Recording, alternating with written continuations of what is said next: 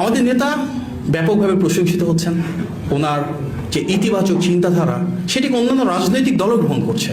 আমরা দেখেছি উনি যখন বাস দিয়ে নির্বাচনী প্রচারণা শুরু করেছিলেন, একটা দল সমালোচনা করেছিল। পরে দেখলাম ওনাদের নেতাও কিন্তু পরবর্তীতে সেই বাসটাকে অনুকরণ করেছেন।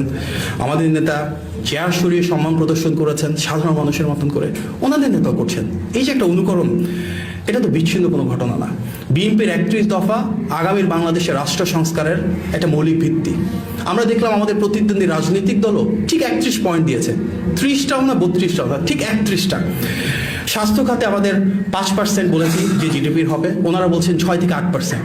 বিএনপির সাথে অনুকরণ করেই তো বেকার ভাতা দিয়েছে বিএনপি, অনেক আগে থেকে একটা ঘোষিত কর্মসূচি। ওনারা প্রাথমিকভাবে সমালোচনা করেছিলেন, পরে দেখলাম ওনাদের একজন নেতা বলছেন ওনারাও বেকার ভাতা দিবেন। বিএনপি ফ্যামিলি কার্ড, কৃষক কার্ডের কথা বলেছেন। আমাদের রাজনৈতিক প্রতিপক্ষ যারা, ওনারাও একটা স্মার্ট কার্ডের কথা বলছেন। বিএনপি 180 দিনের কর্মসূচির কথা বলেছেন। ওনারা দেখলাম 1000 দিনের কর্মসূচির কথা বলছেন। আমাদের ভিশন 2030 আছে, তার আদলে ওনারা সম্ভবত ভিশন 2040-র কথা বলছেন। আমাদের নেতাকে আগে বলা হতো দেশনায়ক, জনাব তারেক রহমান, উনি আমাদেরকে মানা করেছেন দেশনায়ক বলতে। না, আমরা দেশনায়ক বলছি না। আমাদের দেশের নেত্রী বেগম খালেদা জিয়া, তার সাথে মিলিয়ে দেখলাম ওনাদের একজন নেতা সম্ভবত আবদুল্লাহ আবু তাহের সাহেব, উনি বলছেন ওনার নাকি ওনাদের আমিরকে দেশ নেতা ডাকতে ইচ্ছা হয়, এবং দেশ নেতা বলে ডাকলেনও আমাদের দেশনেত্রীর সাথে তাল মিলিয়ে। সো অদ্ভুত ধরনের একটা অনুকরণ, যেটাকে আমরা মনে করি রাজনৈতিক সংস্কৃতির জন্য ভালো। বিএনপি সবসময় লিডারশিপে ছিল, ইতিবাচক রাজনীতি করেছে, অন্যান্য রাজনৈতিক দল সেটাকে অনুসরণ করছে, এবং সৌহার্দ্যপূর্ণ সেই রাজনীতি তো আমরা চাই আগামীর বাংলাদেশে। আমরা দেখেছি যে রাজনৈতিক প্রতিপক্ষ অনেকভাবে সমালোচনা করছেন, গত 2 দশকের বেশি সময় তো ওনারাও ধানের শীষ নিয়ে নির্বাচন করেছেন।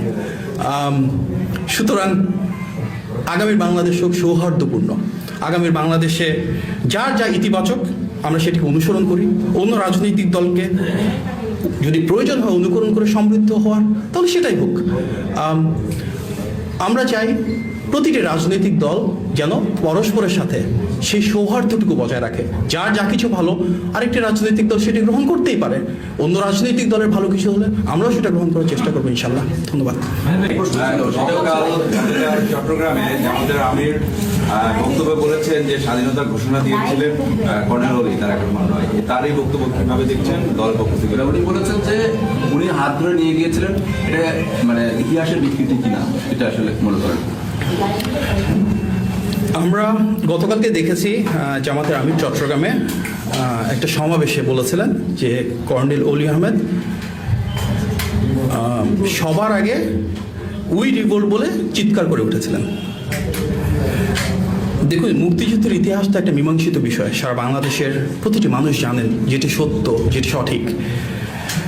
ফ্যাসিবাদী বয়ানে মুক্তিযুদ্ধের ইতিহাসকে বিকৃত করা, এই দায়িত্ব কেন একটি রাজনৈতিক দল নিচ্ছে সেটি ওনাদেরকে প্রশ্ন করলেই ভালো। আমরা সবাই জানি যে শহীদ প্রেসিডেন্ট জিয়াউর রহমান বাংলাদেশের স্বাধীনতার ঘোষক ছিলেন। সবার আগে তিনি উই রিভোল্ট বলেছিলেন অন্যান্য সেনানীদেরকে সাথে নিয়ে। সুতরাং ইতিহাসের যেটি অনিবার্য সত্য সেটিকে সবার ধারণ করা উচিত।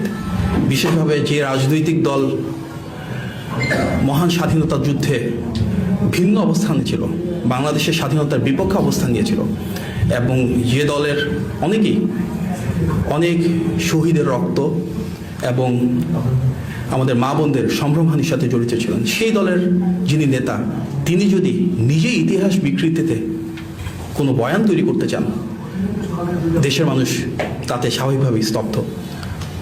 আমরা মর্মাহত এবং বিশ্বাস করি যা সত্য, যা সঠিক, যা ন্যায়সঙ্গত সেটি দেশের মানুষের সামনে নির্মমভাবে উপস্থাপন করতে হবে, এবং সেটি হওয়া উচিত আগামীর বাংলাদেশে সবার প্রত্যাশা। আমরা প্রতিটি রাজনৈতিক দলের পারস্পরিক সৌহার্দ্য, সম্প্রীতির কথা বলে এসেছি। সুতরাং ইতিহাসকে নিয়ে মিথ্যাচার কোনোভাবেই কাম্য নয়।